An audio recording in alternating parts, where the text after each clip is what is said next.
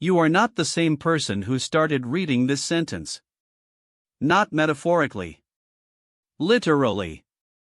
The atoms in your body are being replaced constantly. Your cells die and are rebuilt.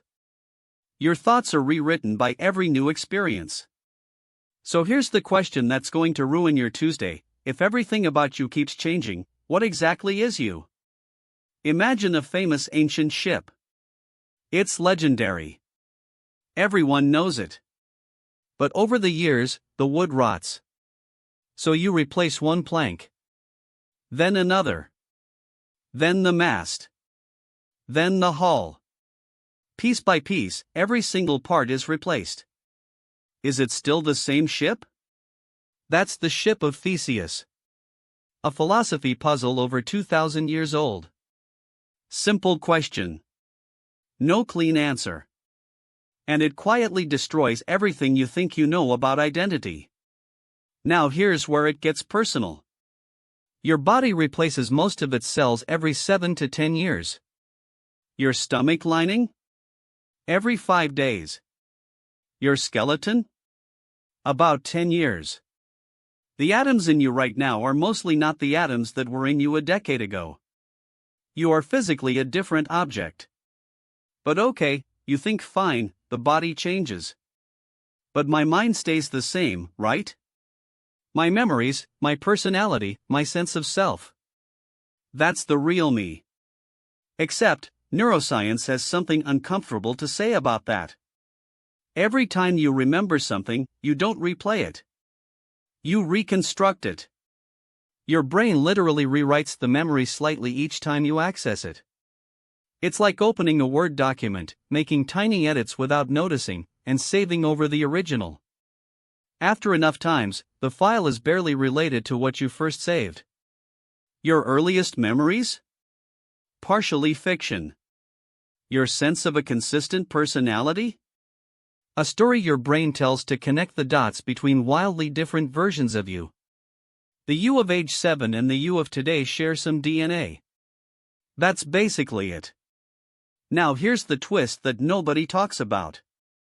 There's a second version of the Ship of Theseus problem. What if someone collected all the old planks as they were removed and rebuilt the original ship from scratch using those parts? Now you have two ships. Which one is real? Apply that to you.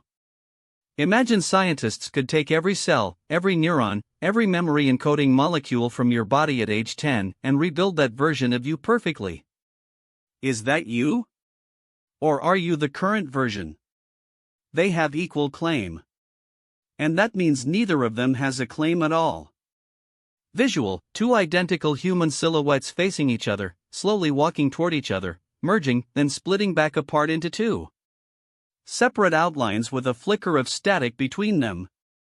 Philosophers call this the continuity problem. What makes you you across time isn't matter, matter changes.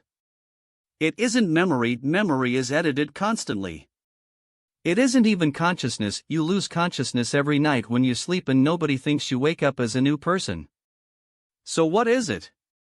Some philosophers say identity is a narrative. A story you construct. You tell yourself, I am the same person who was a child, who had those experiences, who made those choices, and the story is what holds it together. Not facts. A story. Yourself is basically fan fiction you write about yourself. And here's where it gets cosmically unsettling. If yourself is just a story, who's writing it? If every piece of you has been replaced, and your memories keep getting rewritten, and your personality has shifted completely multiple times, at what point did you actually begin? Does it have a beginning at all?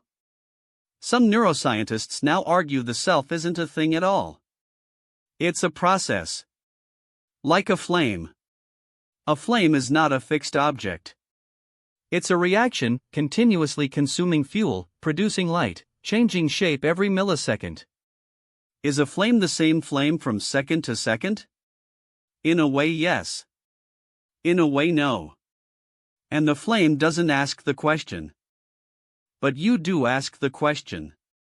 And that might be the only thing that's actually yours. The capacity to wonder if you exist.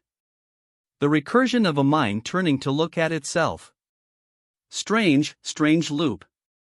Everything in this video is based on current scientific research and is intended for educational purposes only. Stay oddly curious.